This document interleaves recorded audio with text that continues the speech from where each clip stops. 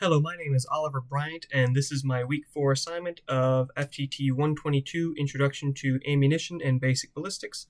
This is a three-part assignment, and with Part 1, you asked us about the term stopping power. If there's a mathematical formula behind it, if so, what it is. Well, there's a lot of different formulas, a lot of different calculations, and data behind stopping power, so to speak, and I don't have a whole lot of time to explain all of them. So I went ahead and chose the one that I thought was the most interesting and outrageous.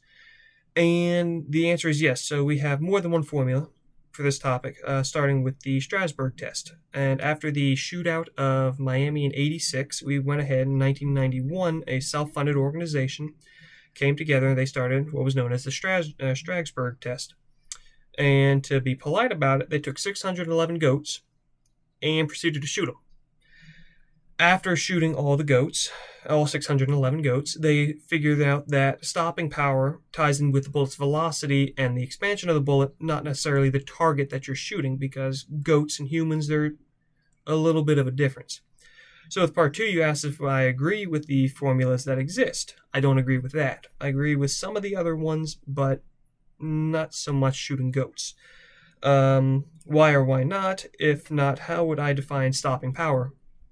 I would define stopping power more so as how quickly you could incapacitate or more so stop a threat, but that has so many different things to base off of. You have projectiles, you have the grains, you have the weight, you have, so everything's quick, just illustration. This is a 45 auto, this is a 230 grain full metal jacket by Remington, and this is a Lehigh Defense 135 grain,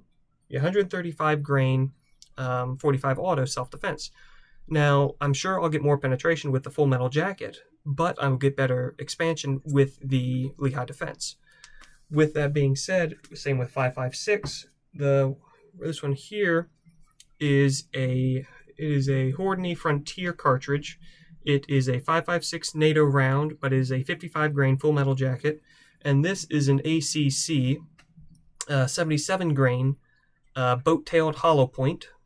So I'm sure I'll get better penetration with the full metal jacket, depending on what I'm hitting, but I'll have better stopping force and stopping power with the hollow point because hollow points expand better, they bloom, and they stop. With part 3, you asked if modern ballistic science is altered by altered by modern cartridges and the concept that measures them. Also, to put it kind of bluntly, we based a lot of it off of older rounds before we had 9mm, before we had 5.56. So we're basing things off of old data from old firearms like the 44, and it's pretty much comparing a flintlock to a 308. I mean, yes, they both go boom, yes, they both can kill someone, but, people have died from every form of cartridge, I'm sure, but then you have people that have died from a pellet gun. So what is the real difference between the stopping force of a pellet gun and then you have some people that will get into a shootout with the police and they'll be turned to Swiss cheese and still survive? So I feel that it's all more so about shot placement and caliber choice.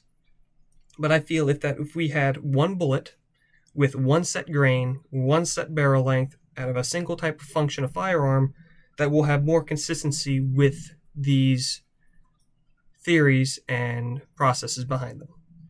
Thank you. And citing was The Truth About Handgun Stopping Power by Madman Review off of YouTube, posted December 22nd, 2021, and also the textbook Introduction to Ammunition Basic Ballistics. Thank you.